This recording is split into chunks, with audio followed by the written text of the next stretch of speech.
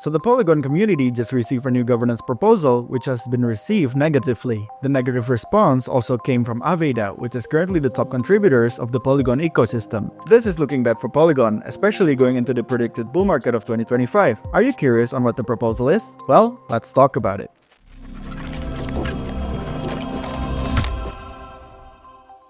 So the new governance proposal was created by Alice Labs in collaborations with Morpho Association and Yearn Finance. This proposal wants to utilize existing reserves on the POS bridge to earn profit for the Polygon ecosystem. The motivation behind this is that there are currently 1.3 billion of stablecoins, which includes USDT, USDC, and DAI.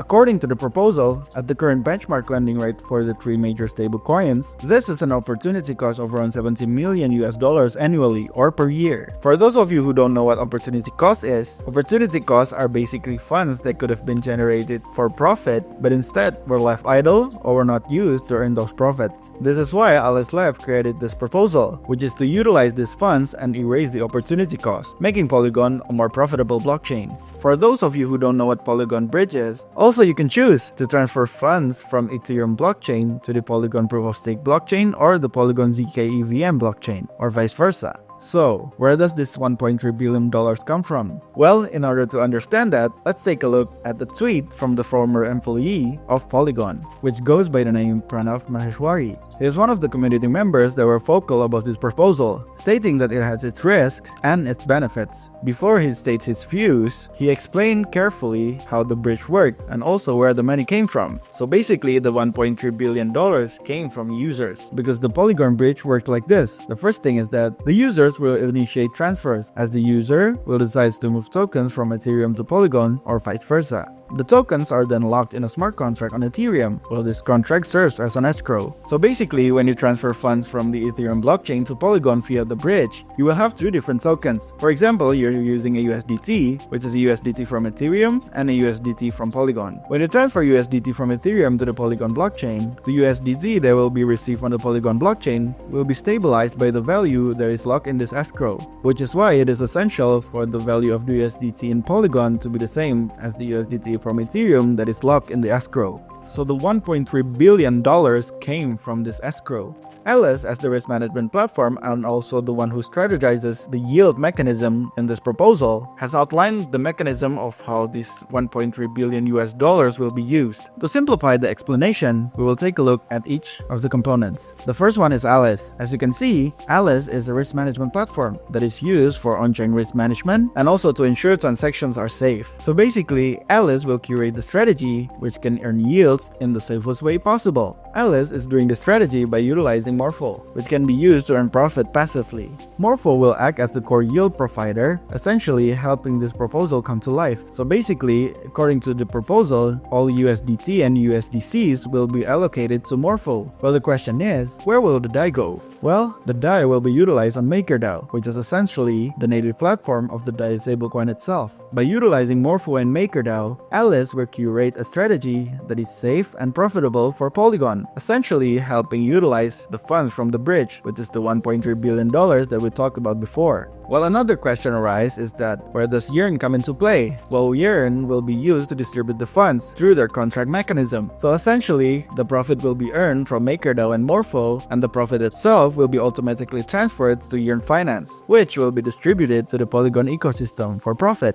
While it looked good on paper, the proposal received negative response from the community, including from Pranav Maheshwari himself. He stated security concerns because in theory, this approach seems ideal, but in practice, it carries significant risks. He stated that if any underlying yield-generating protocol experiencing a hack or financial attack, it could compromise the value of the Polygon assets secured by the bridge, undermining the ecosystem stability. This would also result in endangering the assets of people on the Polygon Proof of Stake blockchain, making it a bank run sort of situation. So essentially, this goes back to the previous explanation, where the USDT on Polygon has to be backed by the value of the USDT on Ethereum that is locked on the escrow. By being locked in the escrow and being as a reserve, being idle, and not being used for anything, the value of the USDT on Polygon is safe. However, if the USDT is being used that is supposed to be idle and being kept safe, this could create a certain risk that would essentially break the value of the USDT and the whole ecosystem of Polygon and Ethereum itself. This could create a negative sentiment because if the USDT on Polygon is not backed by the escrow amount, this will create instability and in turn will lead to people withdrawing their funds from the bridge, which essentially caused the bank run that was stated by Pranav Maheshwari. This is the risk that people are talking about and are not happy about the current proposal. The negative response also came from Marc Zeller, which is the founder of Aave Initiative, which is currently the service provider for Aave DAO. He responded with his own governance proposal on the Aave DAO platform, which essentially asked the Aave DAO community to leave the Polygon ecosystem with him. He provided 6 pointers in the specification of the proposal. Let's talk about it one by one. The first one is that he wants to set the loan-to-value ratio for all assets on Aave V2 and V3 Polygon to 0%. This will essentially lead to collaterals being useless, which makes Aave users on Polygon cannot borrow anything. The second point is that he wants to adjust the reserve factor of all assets to 85%. This will be done on Aave V3, which will disincentivize deposits, encouraging migration, essentially making lending tokens on Polygon useless and non-profitable. Also asking people to migrate Aave Governance V3 voting infrastructure to another L2 network, essentially asking the Aave community to leave the Polygon network. Also, he wants to gradually reduce LT for all bridge assets. Essentially, he wants to ask the Aave community to leave the Polygon network. However, this is what's great about DAOs, because what he wants cannot be implemented without the approval of the community. However, the tension from this proposal has created discussions and drama in the community. This is because Polygon really needs Aave, as Aave itself contributes to a third of the total value locked of the Polygon network. As you can see here from the data on DeFi Llama, the total value lock of Polygon is 1.236 billion US dollars, and the total value lock of Aave is around 472.36 million US dollars, which is essentially a third, even more. This is why Aave is important, and if they leave Polygon, well, the future of Polygon might be unstable. What people forget to take into account is that the proposal not only gives yields to the Polygon ecosystem but also adds liquidity. This is important because Polygon is launching its own aggregated blockchain, which essentially connects a lot of blockchain in one platform.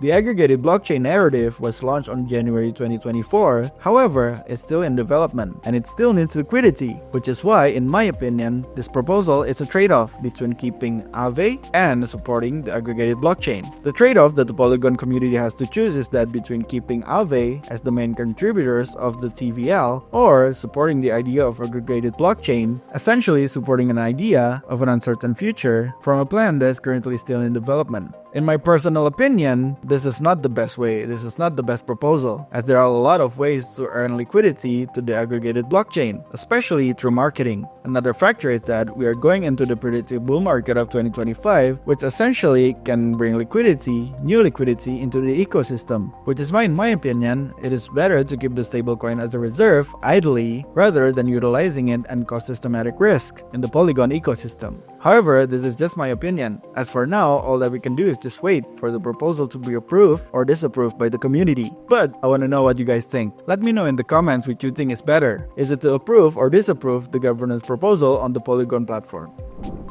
Well, that's it from me. I hope this content is helpful for you to understand the current situation of Polygon and Aave. If you guys like contents like this, don't forget to like, subscribe, and click that notification bell so you guys are notified when we next upload. Cheers, guys!